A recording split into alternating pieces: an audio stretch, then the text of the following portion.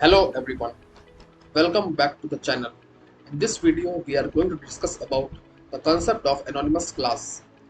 So anonymous class concept is used for the implementation of the interfaces. We have seen in the previous videos how to what are interfaces and how to achieve abstraction using interfaces. In this we will see an alternate way to implement the interfaces using anonymous class concept.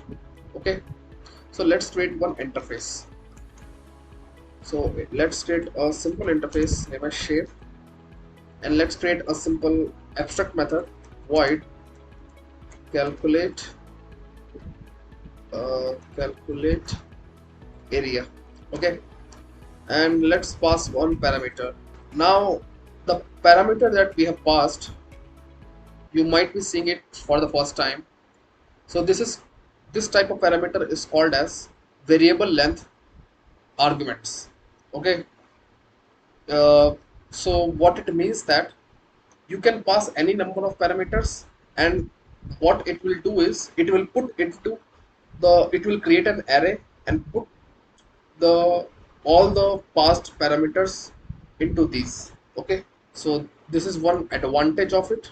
Now we know that to implement this interface we can use a class. We can create a class and implement this, but we don't want to do that. We have already seen that in the previous videos. What we want to do is we want to use the anonymous class concept to implement the interface. So let's see how can we do it. So simply create a reference variable for a interface, and then new keyword shape, put parenthesis, then curly braces. Inside the curly braces we have to implement the above method. So the method name is public void calculate area. Okay, and the parameter is this. Perfect. And then function body, here we have to put semicolon. Why semicolon? Because this whole thing is a expression. Okay, and this part after new shape and all this is the part with whatever it is inside this is a anonymous class. Okay, so this is the way, this is a syntax of how we create an anonymous class. And then there is something called as override annotation. We'll learn more about annotations later, but you can see here override. So we have to write this override here because we are overriding this method, or we are implementing this method. Now how can we implement the method? How can we? So once this method is implemented, we have to call square dot calculate area. Now we only have to give one parameter for square, and that is 5. But if we just try to access 5, it will not be as possible. Like if we say int area equal to a star a, here you cannot do multiplication. Why? Because you can see that it is saying operator star cannot be applied to int array. So a is of the type array. So whatever parameter you will give, how any number of parameter you can give, argument you can give, sorry for that. So all this will be put into a fixed size array, and the size of the array will depend on the number of arguments that you pass. So I have passed one argument. So what should this uh, function expect? It should expect that only one argument will be there. So we can just say size equal to a of 0. Now a of 0 is the first element into a of 0, like this. Okay, we can first and then we can simply print the area of square is area. Perfect. Now let us run this program. So if we run this program, we'll see the area of square is 25. So it's as simple as that. We just have to if our purpose is only to implement the methods of the interface and to do nothing else, to not to do any extra effort, then this is the way how we can easily use anonymous class interface, because we don't have to actually implement the interface using the class. We don't have to create class and then implement and then do all those stuffs. In this very simple line of code we can do this.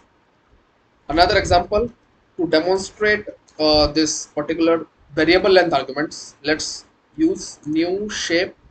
Now if you, as we are using IntelliJ IDEA Community Edition, so in this it has the IntelliSense, so it is giving us the suggestion. So if we click on this, it automatically generates the body for us, so this is useful. Now for rectangle we need length and breadth, so we need two arguments. Okay, so we can expect that since A is an array, it will have it will have two arguments, okay, or you can say two elements. So we say length equal to array A0, breadth equal to A of 1, and simply we can now calculate area equal to length into breadth and simply print area of rectangle area. Now we just have to do is rectangle dot calculate area. Now we have to pass two arguments, so let's pass 4 comma 5.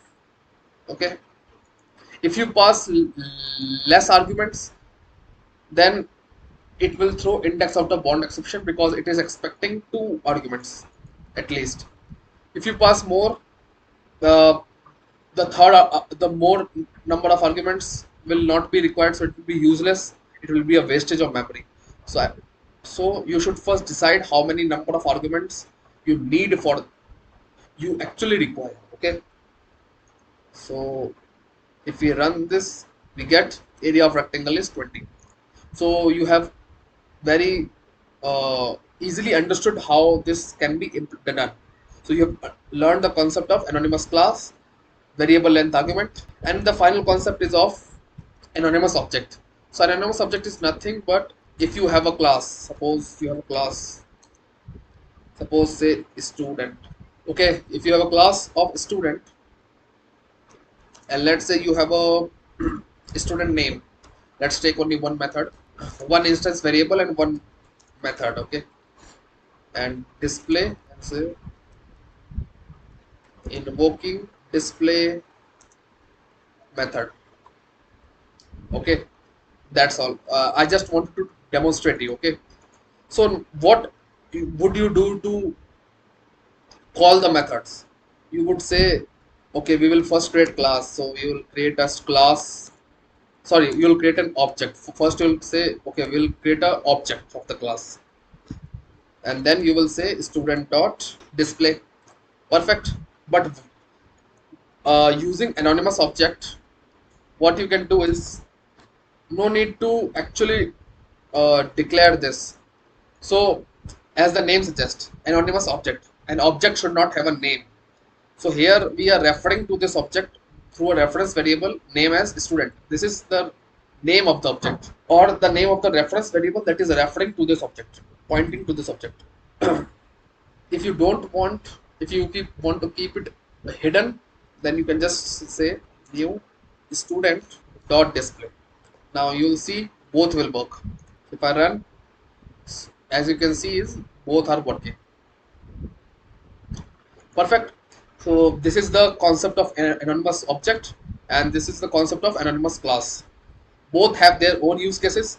The anonymous class use cases more than the anonymous object, but there are various instances where you would require this syntax also. Okay, so I hope you have understood today's concept. If anything you have not understood, or you have any doubt, you can post in the comment section. If you are new to the channel, please subscribe to the channel, and if you are already a subscriber and if you like this video, please share it with the others, press the like button. We'll meet in the next video. Till then, bye bye.